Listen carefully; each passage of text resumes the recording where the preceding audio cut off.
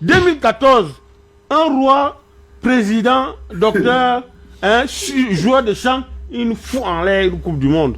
2022, un roi, président, dictateur, docteur, nous fout en l'air toute une Coupe du Monde parce qu'il est dans le rôle, n'est-ce pas, d'administrateur de football. Il faut que le docteur président laisse son... Moi, j'avais prévu son après le mondial, mais on a insisté à le laisser là, parce que moi, j'avais prévu que son soit accompagné par des gens robustes, des gens qui connaissent le banc de touche, les Akono, les Michel Kaham, les Dili et les autres. Mais on n'a pas écouté.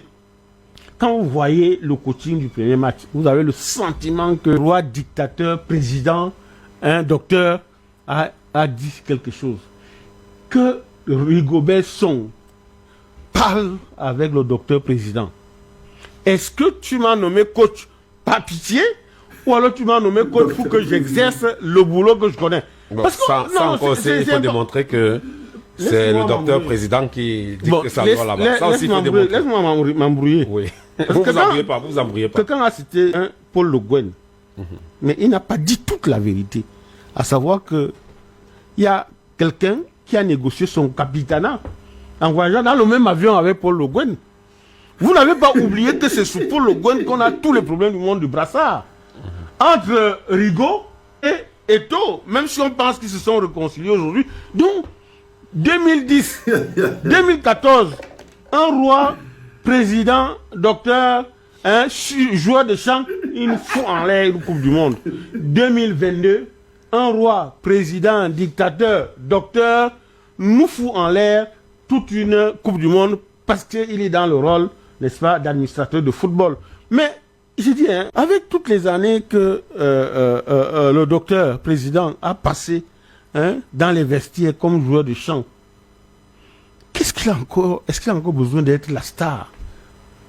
Au point où il se fait accompagner des caméras partout.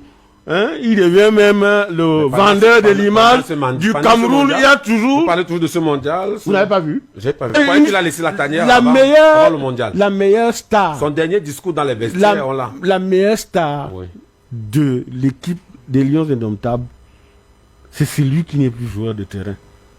Des champs. Comment vous expliquez ça en français facile? Il reste une légende. C'est comme Roger Mila. Partout il passe, il reste une légende. Mais vous avez vu... Vous ne pouvez pas changer, vous n'allez pas changer. Vous savez... Qu'est-ce qu'on appelle une légende? On a vu Ronaldinho, on a vu... Arrêtez ça. Qu'est-ce qu'il est? Il est une légende, mais il n'est pas Dieu. Or, on est en train de vouloir faire de ce simple joueur... Alors... Donc, quand Roger Mila est là, n'est-ce pas, vous ne parlez pas des taux comme les gens. Il faut arrêter ça. La preuve, le coup de génie de 90 jusqu'aujourd'hui n'a pas été effacé. Même. Et j'ai dit 82, 90, ça fait 2 Coupes du Monde. Les 6 qui ont suivi, le Cameroun n'a pas franchi le deuxième tour. Il faut le comprendre. Ça veut dire que les joueurs de génie, ça commence à manquer. Maintenant, moi je ne comprends pas, monsieur Wofo, qui disent ok, on a fait telle chose, on a mis une gomme, on a mis... Mais ces gars, ils n'étaient pas sur le banc de touche, ils n'étaient pas parmi les 26. Ils ne se sont pas entraînés depuis très longtemps avec ce staff technique. Comment le staff technique n'a pas pu déceler que c'était l'équipe type pour la mettre au hasard des circonstances? Si Nkoulou était en forme, tel autre en forme, on n'aurait jamais mis ces gars. Donc, faisons attention quand en même temps on monte, on descend. Alors, est-ce qu'un coach qui est normal sélectionne Koulou, sélectionne on l'a pour aller en Coupe du Monde, ou alors ou bien un coach normal sélectionne Bassogom qui joue, je crois, à Shanghai. Est-ce qu'un coach normal laisse Jean Onana titulaire à Lens? Un coach normal le laisse comment? Est-ce qu'un coach normal laisse Dika titulaire à Francfort? Non. Mais chaque coach a le profil qu'il recherche. Non, c'est pas une histoire pour ses objectifs. Monsieur, arrêtez-nous ça. J'ai seulement dit, est-ce qu'un coach normal laisse Onana, Jean, titulaire à Lens, alors qu'il prend des gens qui ont signé des mégots de contrat simplement parce qu'on voulait justifier leur qualification pour le mondial? Ça n'a pas de sens. Tant que les Lions n'ont pas atteint tout au moins l'écart ou dépassé Vous comprenez? On reste médiocre. Parce que cette Coupe du Monde, on avait les armes, on avait les atouts. Mais on est passé à côté. Et on a été blâmé par le foot parce que les à côté, vous avez vu, M. Kwame, toutes les équipes qui ont mis le football de côté ont été punies.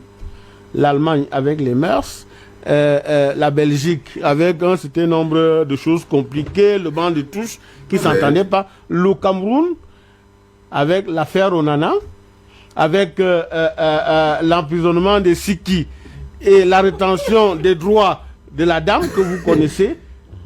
Et puis, cette invention sur une bagarre imaginaire. Monsieur Kwame, un proverbe tout pourri dit que quand vous avez une addition à faire, si le premier chiffre, vous ratez le premier chiffre, le reste est faux. Quand un staff technique découvre au dernier match qu'il avait un potentiel, que son banc de touche est garni, ça pose un problème. Est-ce que le sélectionneur manager connaît son équipe? Est-ce qu'il a eu les mains libres pour composer son équipe depuis le premier match? Est-ce qu'il y a une série de questions? Et la dernière est celle de savoir, est-ce que ce n'est pas les joueurs eux-mêmes qui ont pris le match en main pour dire, ok, vraiment, sauvons Onana. Il a proposé telle ou telle chose au coach. Comme Galilée, il a fait une proposition. On a dit, arrose sur le baudet. Il est devenu le mouton noir, on l'a chassé. Mais après lui, on a récupéré certaines propositions qu'il avait faites et on a fait un bon match. Mais les gens ne voient pas ça. On voit seulement arrose sur le baudet, on tire sur Onana. Bonjour les enfants. C'est papa. Bienvenue dans notre premier podcast de la journée. Je sais, vous avez commencé à paniquer. J'ai vu les messages. Non, bienvenue dans notre premier podcast de la journée. Et je vais parler de ce que je veux. J'ai reçu des tonnes de messages. Oh Valsero, les microbes ont envahi la ville de Douala. Tu es toujours en train de parler du docteur Dadis Camara. Le docteur Dadis Camara là te donne vraiment le travail. Les gens sont en train de... Les microbes sont en train de parler à Douala. Tu ne parles pas de ça. Tu es seulement sur le docteur. Comme si vous-même, vous n'êtes pas plus intéressé pour le docteur Dadis Camara que par ces microbes là. Oh Valzero, l'équipe de handball n'a pas touché ses primes. Voilà les vrais combats. Regardez-moi les affamés là. Voilà les vrais combats que tu dois mener au lieu de parler du docteur Dadis Camara. Vous-même, donc vous êtes au courant. Donc pour les microbes là, vous pouvez parler de ça. Donc vous ne partez pas parler sur les pages des gens qui parlent des microbes. Vous ne partez pas augmenter le bruit autour des pages des gens qui parlent des microbes. Vous venez où les gens ne parlent pas des microbes. Mais vous êtes sérieux? C'est même parce que je vous connais, les gars. Parce que je vous connais. Votre propre vie ne vous intéresse pas. Allez sur cette page. Allez, on est à la clinique. Descendez à la clinique. Allez sur la date du 21 novembre. Vous allez trouver la vidéo. La vidéo du problème des primes des handballeuses. 21 novembre. 2022, vous étiez sur le dos de Dadis Camara. Descendez là, allez demander. Allez voir, est-ce que ça vous a intéressé? Il y a même des gens, quand on parle d'autres choses, le nom de Dadis Camara va enfin se reposer dans ta bouche. Ça veut dire que pour vous, vous-même, vous n'arrivez pas à parler d'autre chose. C'est pour ça qu'on est obligé de fixer sur lui, parce que c'est le seul bonhomme, c'est le seul mécanisme qui vous permet d'être éveillé. Parce que c'est la seule chose qui vous intéresse, le seul mécanisme. Je vous ai dit que quand vos âmes ne vous appartiennent plus, on est obligé de focaliser sur le petit diable qui a acheté toutes vos âmes. Sur le petit diable. Regardez un peu Soulé. Soulé. Je vais d'abord commencer par demander pardon à tonton Soulé. Tonton Soulé, j'ai été dur avec toi. C'est parce que je ne comprenais pas qu'un bonhomme comme toi, qui a bourlingué. Mais comme toi, tu donnes toujours un peu le bénéfice du doute, je te comprends aussi. Tu donnes toujours le bénéfice du doute. Tu avais dit que le docteur Dadis Camara va nous faire pire qu'on n'a jamais vu. Donc vraiment, excuse-moi un peu, docteur Soulé. Excuse-moi de t'avoir rudoyé une fois sur le cas du docteur Dadis Camara. Donc j'étais en train de vous dire que si vous allez le 21 et 22 novembre, vous descendez, vous allez trouver deux vidéos, 2 podcasts. Il n'y a même pas Il n'y a même pas, ça n'a même pas 20 000 vues. Ça n'a même pas 15, ça n'a même pas 30 000 personnes n'ont regardé ce truc. Parce que ça ne vous intéressait pas. Parce que ça ne vous intéressait pas. Il n'y a même pas eu 10 000 likes sur cette vidéo parce que ça ne vous intéressait pas. Vous savez pourquoi ça vous intéresse? Et vous êtes tellement dangereux pour ce pays, les étomoutons. Ça vous intéresse parce que vous avez l'impression que si on commence à parler maintenant de l'histoire des handballeuses et des microbes, peut-être qu'on ne va plus parler de Dadis Camara. Mais Dadis Camara nous doit les milliards. Vous croyez vraiment qu'on va dire parler de lui? Mais vous vous trompez, les gars. Vous vous trompez. Donc, maintenant, en fait, ce n'est pas le sort des handballeuses qui les intéresse. Hein. Si le sort des handballeuses les intéressait, ils seraient concentrés là-dessus. Non. Les handballeuses peuvent aller se faire voir où ils veulent. Ces Camerounais-là, ce n'est pas leur problème, les filles. Je vous dis que vous avez eu la malchance de ne pas vous appeler Dadis Camara et de ne pas jouer au foot. On est au pays du football. On est au pays du football. J'ai reçu au moins 1000 messages et les filles, je vous dis, je ne peux pas faire plus que ça. Les bonhommes sont asphyxiés par Dadis Camara. Ça veut dire que vous pouvez, tous peuvent s'écrouler autour d'eux. Ça ne les intéresse pas tant qu'on n'a pas touché Dadis Camara. Et que vous comprenez un peu les handballeuses là. Que ces bonhommes sont sclérosés. Ils sont collés. On leur a volé leur esprit. Rien ne les touche. Rien de tout ce qui se passe autour du Cameroun ne les touche tant qu'on n'a pas touché Dadis Camara. Résultat des courses, on tape Dadis Camara. Vous voyez ce que je veux dire, les filles? Donc je suis vraiment désolé. Si Dadis Camara ouvre sa bouche sur les histoires du handball, en tant que Camerounais, parce qu'ils vont commencer à dire là que non, moi je ne suis pas footballeur, je parle du foot. Dadis Camara n'est pas handballeur, il peut aussi parler du handball. Si Dadis Camara se lève et dit que bon voilà, écoutez, je suis tellement un dieu au pays que je peux aussi m'occuper de tous les problèmes. Il lance aussi sa voix que non, donner l'argent aux filles. Donner l'argent aux filles. Le 21 novembre, on a fait une vidéo pour dire que les filles ne sont pas payées. Même ceux qui parlent là, ils n'ont pas regardé cette vidéo. Le 22, on a fait la même chose. Ils viennent ici, ils viennent dire que non. Les microbes ont fait ceci. Il y a les microbes, vous voulez qu'on fasse quoi?